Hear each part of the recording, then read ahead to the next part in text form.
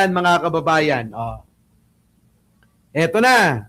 Duterte camp aakyat sa Korte Suprema para questionin ang utos ng COA na ibalik ang 73 million confidential fund.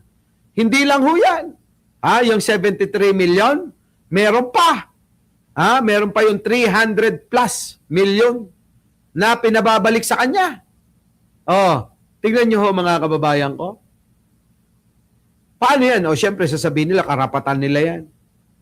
Nung una, sabi nila, wala nga kang makita ang COA.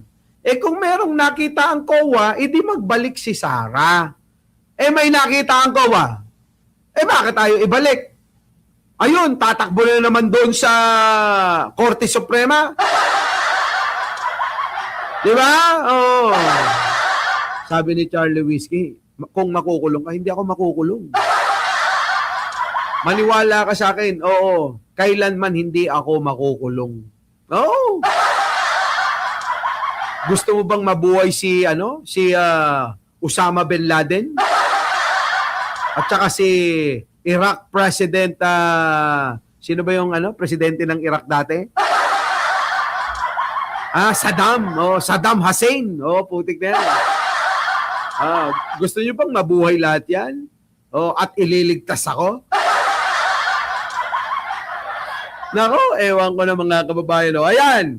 Anong pagkakaiba nito dito sa kanilang sinasabi, mga kababayan, na ididimanda ito hong mga taga-AMLAC at taga-Bangko Sentral ng Pilipinas at ilan pong mga kinatawan dyan sa Kongreso. Katulad ni Laila de Lima. Di ba? Yan, bubuhayin ko yan. Maraming nagmamahal sa akin, baka akala nyo. Hindi lang ho babae nagmamahal sa akin. Hindi lang babae ang nagmamahal sa akin. Yan, mga kababayan ko. Iakyat daw. Utang inay, balik mo na lang yan. Nang hinayang, mga kababayan, 73 million confidential fund. Yan na yung pinababalik ng COA. Ngayon, kwini-question ni Sara. Hindi nga niya na ipakita kung saan niya dinala. Ngayon, mga kababayan ko, kayo na humusga. Para sa inyo, tama pa ba itong ginagawa ni Sara na na questionin pa yung desisyon ng COA? Talagang eto, mga kababayan, pagpapatagal ng mga proseso. Ayan na, tama na yung COA. Di ba? Tama na! Yun na? Sundin mo na, Sara. Di ba? Kami na yung chess master. Dami nagmamahal sa'yo, Boss Mike. Pati DDS, mahal. Di ba? Tanong nyo sa mga DDS. Di ba, Lydia Ariola, Noel Sasi, aba, sila pa, may gana nga magdemanda. Ganun talaga. Kung sino pa ang nang-agrabyado, kung sino pa ang nagnakaw, kung sino pa ang putang ina na lumalabas na ang katotohanan sa mga pinaggagawa nila, sila pa talaga may gana. Ikaw na nagnakaw, mga kababayan, ganito lang naman yan. Hindi nyo ba napansin yung mga scammer? Pag dinimanda nyo yung mga scammer, ididimanda rin kayo. Ang problema nito, pakinggan nyo to, sasabihin ko. Ang problema nito, nakuhanan na kayo ng sandamakmak na pera. Kayo na naghahabol, tapos sila lalaban pa. Ang ginagamit nila sa panlaban sa inyo, sarili nyong pera. Walang pagkakaiba dito kay Sara. Di ba? Dito kay Sara. Anong pagkakaiba? Yung pera nating mga Pilipino, siyang ginagamit niya para magdemanda. Para ipagtanggol pa yung pagnanakaw ng putang inang yan,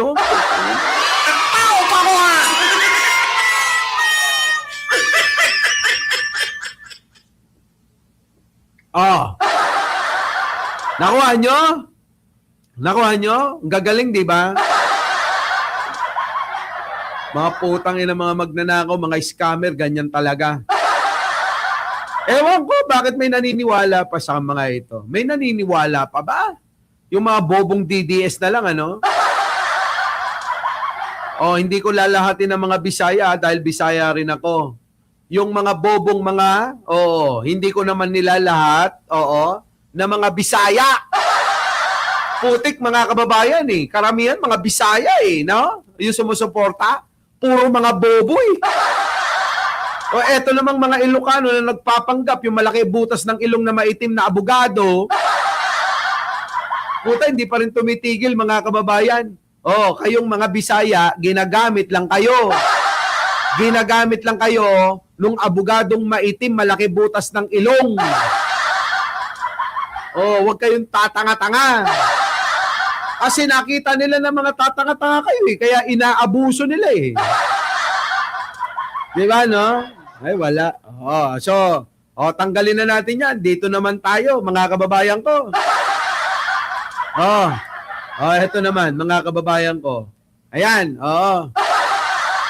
Argota, inalok daw ng 150K para murahin si VP Sara. Tignan yung kabubuhan ng mga propaganda ng mga DDS, ano? Alam nyo, maniniwala pa ako kung si Banat Bay magsabi niyan eh. Sabi ni Banat Bay, ino-operan ako ng 100,000 para murahin si Sara. Bakit? Buo boses nun eh. Mauunawaan mo eh. Etong mongo,